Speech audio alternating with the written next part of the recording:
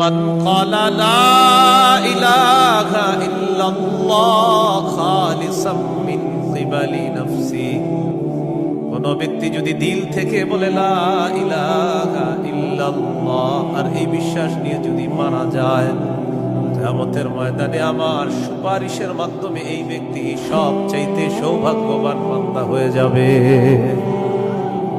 কি শিখলাম বলেন? লা ইলাহা ইল্লাল্লাহ। তিরমিজির বর্ণনা 3592 নম্বর হাদিস। قال رسول الله صلى الله عليه وسلم ما عبد قال لا إله إلا الله مخلصا قط إلا فتحت له أبواب السماء حتى تفزع إلى العرش।